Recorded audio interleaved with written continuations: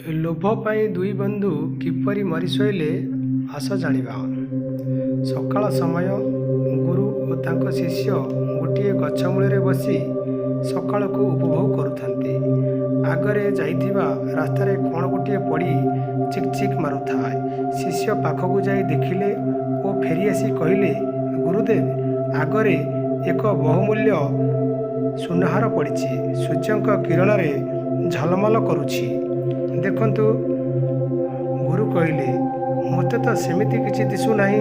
शिष्य गुरु को किछि कहिबा आगरु दुई युवक से सुनाहार पाखरे पहुँची गले। से दुई युवक पहुँचवा क्षणी सेमानक गपसप बंद होईगला। या परे सुनाहार पाई दुई बंधुंक भितरे आरंभ होईगला कलह। आखि पिछुड़ाके ताहा रणक्षेत्र रे परिणत हैला।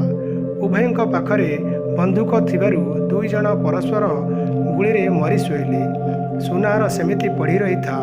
उभय गुरु शिष्य नीरव हो जाइथिले। किछि समय परे गुरु पचारिले शिष्य को, एबे भी कौन तुमे सेटारे सुनाहार देखि पारुछ? शिष्य कहिले, ना, मु एबे सेठारे देखुछि लोभ, विश्वासघातकता, ईर्ष्या और रक्तपात। गुरु कहले, ठीक कहिछ पिला माने, एही गल्परू आमे एही शिक्षा पाइले जे लोभ मृत्युर कारण। आमर ये स्टोरी आपन को भल लगुथिले आमर यही चैनल को सब्सक्राइब करी पाखरे थिबा बेल आइकन को चपाई दियंतु एवं लाइक शेयर कमेंट करंतु।